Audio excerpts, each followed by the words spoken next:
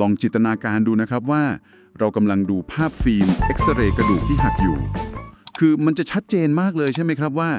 รอยร้าวอยู่ตรงไหน กระดูกชิ้นไหนมันแยกออกจากกัน ทุกอย่างมันมีรูปแบบที่ตายตัวมาก ภาพมันจะฟ้องเลยนะคะว่าตรงไหนมีปัญหา ใช่ครับ ซึ่งโลกของการลงทุนเนี่ยมันก็เคยเป็นแบบนั้นเหมือนกัน หุ้นปันผลก็อยู่ฝั่งหนึ่งหุ้นเติบโตก็อยู่อีกฝั่งหนึ่งเป็นระเบียบเรียบร้อยดี แต่ว่าจะเป็นยังไงครับถ้าระบบเครื่องเอ็กซเรย์ที่เราใช้ประเมินมูลค่าสินทรัพย์กันอยู่ทุกวันนี้มันกำลังส่งสัญญาณที่ขัดแย้งกันอย่างรุนแรง น่าสนใจค่ะ ขัดแย้งยังไงคะ คือจะเป็นยังไงถ้าเกิดว่าหุ้นธนาคารที่กำไรมหาศาลกลับถูกตลาดเทขายจนราคาเนี่ยต่ำกว่ามูลค่าชำแหละกิจการ ในขณะที่กลุ่มหุ้นเทคโนโลยีระดับโลกที่ปกติเอาแต่เผาเงินลงทุน กลับกลายร่างมาเป็นเครื่องผลิตกระแสเงินสดที่จ่ายปันผลในระดับเลข2หลัก โอ้โห เป็นปรากฏการณ์ที่แบบสวนทางกับตำราเดิมๆเลยนะคะเนี่ย ถูกต้องครับ สวัสดีกัลยาณมิตรหมดงานทุกคนนะครับ ยินดีต้อนรับสู่ภารกิจชำแหละงบการเงิน และประเมินมูลค่าสินทรัพย์ข้ามตลาด ระหว่างหุ้นแบงก์ไทยอย่าง SCB ปะทะ TISCO แล้วก็กองทุนดัชนีต่างประเทศ SCB S&P 500 ชนิดจ่ายเงินปันผลครับ ค่ะ วันนี้ทีมงานเราเตรียมข้อมูลเชิงลึกมาแบบจัดเต็มเหมือนเดิม เพื่อเจาะดูว่าสินทรัพย์ไหนกันแน่ที่เหมาะจะเป็นเสบียงค้ำพอร์ตระยะยาวของเรานะคะ โอเค เรามาค่อยๆแกะข้อมูลส่วนนี้กัน เริ่มจากปริศนาแรกบนกระดานหุ้นไทยกันก่อนเลยครับกัลยาณมิตรมดงานครับ ตอนนี้ SCB ซื้อขายกันที่ระดับราคา 148 บาทต่อหุ้น ด้วย PE เพียงแค่ 11.03 เท่า และที่น่าตกใจที่สุดเลยก็คือตัว PBV ครับ มันต่ำขอบล่างไปอยู่ที่ 0.99 เท่า ต่ำกว่า1เท่าไปแล้ว ใช่ครับ คือตลาดกำลังบอกว่า ธนาคารแห่งเนี้ยมีมูลค่าถูกกว่าการปิดกิจการ แล้วเอาสินทรัพย์มาหารแบ่งกันซะอีก ทั้งที่ทำกำไรสุทธิงบรวมประจำปีล่าสุด ได้ทะลุ 47,488 ล้านบาทนะครับ มันเกิดอะไรขึ้นกับการตั้งราคาของตลาดตรงนี้ครับเนี่ย การที่ตลาดกดราคา SCB ลงมาเทรดต่ำกว่า book value หรือต่ำกว่ามูลค่าทางบัญชีขนาดนี้เนี่ย มันสะท้อนให้เห็นถึงความหวาดระแวงขั้นสุดต่อภาพรวมเศรษฐกิจมหาภาคเลยค่ะ คือเขากลัวกันไปก่อนแล้วใช่ไหมครับ ใช่ค่ะ นักลงทุนกำลังประเมินความเสี่ยงล่วงหน้าว่าตัวเลขกำไรเกือบ 48,000 ล้านบาทที่เห็นเนี่ยอาจจะต้องถูกกัดกร่อนจากหนี้เสียที่อาจจะซ่อนอยู่ภายใต้พรมในอนาคต แต่ว่าอะไรครับ แต่ว่าเมื่อทีมงานเราจกลงไปดูคุณภาพสินทรัพย์ของเขาจริงๆ สัดส่วนหนี้เสียหรือตัว NPL ของ SCB เนี่ยถูกคุมไว้ที่ร้อยละ 3.29 เท่านั้นเองค่ะ ก็ไม่ได้สูงจนน่าเกลียดนะครับ ไม่เลยค่ะ แถมตัวเลข NPL coverage ratio หรืออัตราส่วนค่าเผื่อหนี้สงสัยจะศูนย์เนี่ยยังค้างอยู่สูงถึงร้อยละ 60.8 ซึ่งแปลว่าอะไร แปลว่าธนาคารเขามีกันชนสำรองที่หนาแน่นมากๆแปลว่าตั้งสำรองเผื่อไว้เกิน 100% ของหนี้เสียไปเยอะเลย ถูกต้องค่ะ ดังนั้นการที่ราคาหุ้นถูกเทขายจนให้ dividend yield หรือปันผลตอบแทนเนี่ยสูงโดดเด่นถึงร้อยละ 7.62 ต่อปี จึงเป็นสถานการณ์ที่มูลค่าถูกกดทับด้วยความกลัวมากกว่าข้อเท็จจริงทางบัญชีในปัจจุบันค่ะ เข้าใจเลยครับ ถ้างั้นเราลองมาดูอีกฝั่งหนึ่งของเหรียญกันบ้าง แชมป์เก่าหุ้นปันผลที่ทุกคนคุ้นเคยกันดีอย่าง Tisco ปัจจุบันราคากระดานอยู่ที่118 บาท ตัว PE ขยับไปที่ 14 เท่า แต่ตัวที่กระโดดออกมาเตะตาเลยเนี่ยคือ PBV ครับ มันพุ่งตึงตัวไปถึง 2.09 เท่า โห เกิน 2 เท่าเลยนะคะ ใช่ครับ ตลาดให้พรีเมียม Tisco แพงกว่ามูลค่าบัญชีเกิน 2 เท่าตัว พร้อมกับปันผลคาดการณ์ที่ร้อยละ 6.57 ต่อปี แต่ว่าตอนนี้เนี่ยสถาบันการเงินแล้วก็โบรกเกอร์ส่วนใหญ่กลับหันคำแนะนำเหลือเพียงแค่ถือหรือโฮเท่านั้น เริ่มมีสัญญาณระวังแล้ว ครับ แล้วก็กดเป้าหมายคอนเซนแซสลงมาบริเวณ 95-100 บาทเอง ทำไมนักลงทุนถึงเคยมอบพรีเมียมมหาศาลกับ Tisco แล้วอะไรคือรอยร้าวที่ทำให้คอนเซนแซสเริ่มส่งสัญญาณเตือนภัยตรงนี้ครับ คือรอยร้าวที่ว่านั้นนะคะ มันมาจากตัวเลขเครดิตคอสหรือต้นทุนเครดิตนั่นเองค่ะ ซึ่งมันกำลังขยับขยายตัวพุ่งไปแตะเกณฑ์100 basis point หรือร้อยละ 1 ค่ะ ร้อยละ 1 นี่ถือว่ากระทบเยอะไหมครับ กระทบสิคะ คือในอดีตเนี่ย Tisco ได้รับพรีเมียม PBV ระดับ 2 เท่ามาตลอด เพราะว่าเขามีความสามารถในการทำกำไรหรือตัว ROE เนี่ยสูงมากๆ จากการเจาะตลาดสินเชื่อผลตอบแทนสูงอย่างพวกสินเชื่อรถยนต์เช่าซื้อค่ะสินเชื่อรถยนต์ แต่ตอนนี้ภาพรวมเศรษฐกิจและกำลังซื้อในประเทศของเรามันกำลังชะลอตัวหนี้เสียในกลุ่มเช่าซื้อรถยนต์มันก่อตัวขึ้นอย่างชัดเจนเลยค่ะ พอเครดิตคอสพุ่งขึ้นมันก็เข้าไปกัดกินกำไรบรรทัดสุดท้ายโดยตรงเลยก็คือต้องเอาเงินไปตั้งสำรองเพิ่มขึ้นนั่นเอง ใช่ค่ะพรีเมียม2เท่าที่ตลาดเคยให้มันก็เลยเริ่มไร้ฐานรองรับเมื่อ ROE มีแนวโน้มหดตัวลงนี่แหละค่ะข้อจำกัดเชิงโครงสร้างของเขาผมขอเทียบภาพให้กัลยาณมิตรมดงานเห็นกลไกเนี้ยชัดๆแบบนี้นะครับสถานการณ์ของทิสโก้ตอนนี้มันเหมือนกับการทำฟาร์มเกษตรที่เน้นปลูกพืชผลตอบแทนสูงลิ่วเห็นภาพค่ะคือในช่วงที่อากาศดีดินดีฟาร์มนี้กำไรมหาศาลตลาดก็เลยยอมซื้อฟาร์มนี้ในราคาแพงกว่าที่ดินเปล่าถึง2เท่าแต่ว่าตอนนี้สภาพดินหรือเศรษฐกิจโดยรวมเนี่ยมันกำลังเสื่อมโทรมลงชาวนาจำเป็นต้องเอาผลกำไรที่ได้ไปซื้อปุ๋ยเคมีราคาแพงมาอัดฉีดลงดินซึ่งปุ๋ยเคมีราคาแพงในที่นี้ก็คือการตั้งสำรองเครดิตคอสนั่นเองถูกต้องเลยครับเพื่อประคองไม่ให้พืชผลตายต้นทุนที่พุ่งกระฉูดตรงนี้นี่แหละที่ทำให้นักลงทุนเริ่มไม่แน่ใจว่าไอ้ฟาร์มที่ดินเสื่อมโทรมแบบเนี้ยมันยังสมควรมีราคาแพงกว่าหน้าตั๋วถึง2เท่าอยู่อีกไหมเป็นการมองทะลุกลไกที่ตรงจุดมากๆค่ะคือเมื่อต้นทุนการบริหารความเสี่ยงสูงขึ้นจนไปกินส่วนต่างกำไรการที่เราไปคาดหวัง Dividend Yield ที่ร้อยละ 6.57 จากสินทรัพย์ที่เทรดบน PBV 2.09 เท่าเนี่ยมันจึงเต็มไปด้วยความเปราะบางมากๆค่ะเพราะว่าถ้ากำไรหดปันผลก็ต้องถูกหันตามลงไปด้วยใช่ไหมครับใช่เลยค่ะแล้วราคาพรีเมียมบนกระดานก็จะถูกเทขายปรับฐานลงมาแรงกว่าหุ้นที่เทรดต่ำกว่า Book Value อย่าง SCB อย่างแน่นอนเลยค่ะสิ่งที่เราเห็นในตลาดหุ้นไทยตอนนี้มันก็คือภาวะกลืนไม่เข้าขายไม่ออกครับตัวหนึ่งราคาถูกมีกันชนหนาแต่ตลาดก็ระแวงจนไม่ยอมให้มูลค่าส่วนอีกตัวหนึ่งเคยเป็นขวัญใจทำกำไรสูงแต่โครงสร้างราคาก็ตึงตัวซะจนไม่มีพื้นที่ให้ความผิดพลาดเลยในภาวะเศรษฐกิจแบบนี้อึดอัดแทนนักลงทุนเลยนะคะเนี่ยใช่ครับแล้วทีนี้ถ้าเราก้าวออกจากข้อจำกัดของเศรษฐกิจในประเทศล่ะครับถ้าเราหันไปมองถังเก็บเสบียงในระดับตลาดโลกเลยกติกาการประเมินมูลค่ามันจะแตกต่างออกไปแค่ไหนครับสิ่งที่น่าทึ่งตรงนี้ก็คือทันทีที่เราข้ามพรมแดนไปเจาะข้อมูลของกองทุนดัชนีโลกอย่าง SCB S&P 500 ชนิดจ่ายเงินปันผลเนี่ยตัวเลขและสถิติที่วิ่งออกมามันได้เข้ามาทุบทำลายความเชื่อดั้งเดิมของนักลงทุนแบบราบคาบเลยค่ะเดี๋ยวนะความเชื่อดั้งเดิมที่ว่าถ้าอยากได้ปันผลให้กอดหุ้นไทยแต่ถ้าอยากได้เงินต้นโตๆให้ไปซื้อหุ้นต่างประเทศอันนี้ใช่ไหมครับใช่เลยค่ะเพราะภาพจำเดิมๆของเราคือบริษัทเทคโนโลยีระดับโลกมักจะเอาเงินกำไรไปลงทุนต่อไม่ค่อยยอมจ่ายปันผลออกมาแต่ทีนี้เรามาผ่าไส้ในของกองทุน SCB S&P 500 ชนิดจ่ายเงินปันผลกันดูค่ะกองทุนนี้เขาไปลงทุนผ่าน iShares Core S&P 500 ETFs ซึ่งเป็นการเกาะติดพอร์ตธุรกิจนวัตกรรม500ตัวท็อประดับโลกก็อย่างพวก Microsoft Apple หรือ Nvidia พวกนี้ใช่ไหมครับถูกต้องค่ะแล้วรู้ไหมคะว่าสถิติการจ่ายปันผลของกองทุนเนี้ยมันออกมารูปแบบไหนถึงได้บอกว่ามันล้างความเชื่อผิดๆได้หมดจดเลยอยากรู้เลยครับขยี้ตัวเลขปันผลบาทต่อหน่วยแท้จริงให้กัลยาณมิตรหมดงานฟังหน่อยครับได้ค่ะเรามากางสถิติตัวเลขจริงกันเลยนะคะในงวดรอบล่าสุดกองทุนนี้ประกาศจ่ายเงินสดปันผลทุบสถิติที่ 2.0600 บาทต่อหน่วยค่ะโอ้โห2 บาทกว่าเลยเหรอครับยังไม่หมดค่ะเมื่อเราถอยไปดูรอบปลายปีก่อนหน้าก็มีการจ่ายออกมาอีก 1.2900 บาทต่อหน่วย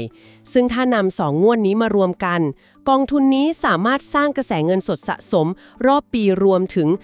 3.35 บาทต่อหน่วยเลยค่ะเดี๋ยวนะครับแป๊บหนึ่งขอผมเบรกตรงนี้แล้วกดเครื่องคิดเลขตามแป๊บหนึ่งเงินปันผลสะสม 3.35 บาทถ้าเรานำไปปะทะกับระดับราคา NAV คลังเสบียงแกร่งหน้ากระดานปัจจุบันที่มันป้วนเปื้อนอยู่บริเวณ28 บาทเนี่ยค่ะลองหาดูค่ะอัตราผลตอบแทนเงินปันผลหรือ Dividend Yield มันจะพุ่งไปแต่ระดับร้อยละ 11.5 ถึง 12.0 เลยนะครับกลไกที่อยู่เบื้องหลังกระแสเงินสดระดับทะลักทลายเนี้ยมันคือการเปลี่ยนผ่านโครงสร้างธุรกิจครั้งประวัติศาสตร์ของกลุ่มผู้นำนวัตกรรมโลกค่ะฟังดูยิ่งใหญ่มากมันคือยังไงครับคือบริษัทอย่าง Microsoft หรือ Apple เนี่ยในอดีตเขาต้องใช้เงินลงทุนมหาศาลมากๆในการสร้างโครงสร้างพื้นฐานตั้งแต่พวกศูนย์ข้อมูลระบบคลาวด์ไปจนถึงระบบปฏิบัติการต่างๆใช่ครับยุคนั้นคือเผาเงินกันดุเดือดมาก แต่ในวันนี้โครงสร้างพื้นฐานเหล่านั้นมันสร้างเสร็จแล้วค่ะแถมยังครอบคลุมการใช้งานไปทั่วโลกแล้วด้วยธุรกิจซอฟต์แวร์และคลาวด์ตอนนี้มันเลยมีสิ่งที่เรียกว่าต้นทุนส่วนเพิ่มหรือ marginal cost ที่เข้าใกล้ศูนย์ค่ะ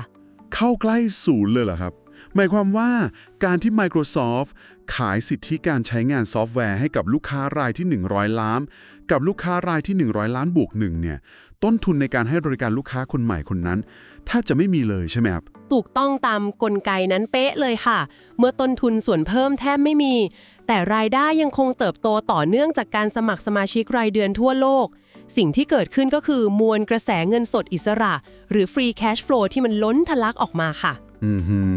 คือกำไรพุ่งเปรี้ยดเลยว่างั้นใช่ค่ะพวกเขามีเงินสดมากพอที่จะอัดฉีดกลับไปทำวิจัยและพัฒนาเพื่อรักษาความเป็นผู้นำและที่สำคัญคือยังมีเงินสดเหลือมหาศาลมากพอที่จะนำมาจ่ายปันผลในระดับที่สั่นสะเทือนตลาดหุ้นเน้นปันผลแบบดั้งเดิมเลยค่ะโอ้โหกัลยาณมิตรมดงานจึงได้รับทั้งปันผลระดับร้อยละ 11-12 ควบคู่ไปกับการขยายตัวของเงินต้นระยะยาวหรือ capital appreciation จากขีดความสามารถการปั้มกำไรของกลุ่มผู้นำนวัตกรรมโลกไปพร้อมๆกันเลยค่ะมันคือการเปลี่ยนจากหุ้นเติบโตที่ต้องเผาเงินลงทุนมาเป็นเครื่องจักรปั้มเงินสดระดับโลกในปัจจุบันนี้เองโอ้โหชัดเจนมากครับทีนี้ตอนนี้บนหน้ากระดานของเรามันมีสินทรัพย์อยู่2รูปแบบหลักๆฝั่งหนึ่งคือป้อมปราการหินในประเทศอย่าง SCB ที่ราคาถูกมากมี PBV ต่ำกว่า1เท่าถูกแบบสุดๆไปเลยในขณะที่อีกฝั่งหนึ่งคือกองทุนดัชนีต่างประเทศ S&P 500 ที่ปันผลดุเดือดทะลุ 12% บวกกับเติบโตสูงแต่ถ้าเราไปดู PE ของตลาดแม่มันกำลังเทรดกันอยู่บนระดับ 23-24 เท่าจากความร้อนแรงของหุ้นเทคขอบบนนะครับถ้าเราต้องประเมินความถูกแพงและความปลอดภัยแบบตัวต่อตัวเนี่ยเราจะวัดกันยังไงดีครับถ้าเรามองเชื่อมโยงไปถึงภาพใหญ่การประเมิน margin of safety หรือ margin ส่วนเผื่อเพื่อความปลอดภัยของ2ฝั่งนี้มันใช้มาตรวัดคนละแกนกันเลยค่ะคนละแกนยังไงครับช่วยขยายความหน่อยได้ค่ะเรามาสรุปความคุ้มค่าเชิงสถิติอย่างตรงไปตรงมากันเลยนะคะสำหรับกัลยาณมิตรมดงานที่เน้นแต้มต่อทางราคาประหยัดและส่วนลดมูลค่าบัญชีที่ลึกการเลือก SCB เนี่ยได้เปรียบทิสโก้อย่างชัดเจนค่ะฮะเพราะ SCB ถูกกว่าเยอะเลยใช่ค่ะด้วย PE เพียง11เท่าและ PBV ที่ต่ำกว่าเท่าตัวทำให้ SCB มี margin ส่วนเผื่อเพื่อความปลอดภัยที่หนาแน่นกว่ามากในการรับแรงกระแทกเป็นความปลอดภัยแบบตั้งรับจากการซื้อของถูกค่ะผมขอมาอุปมาแบบนี้นะครับ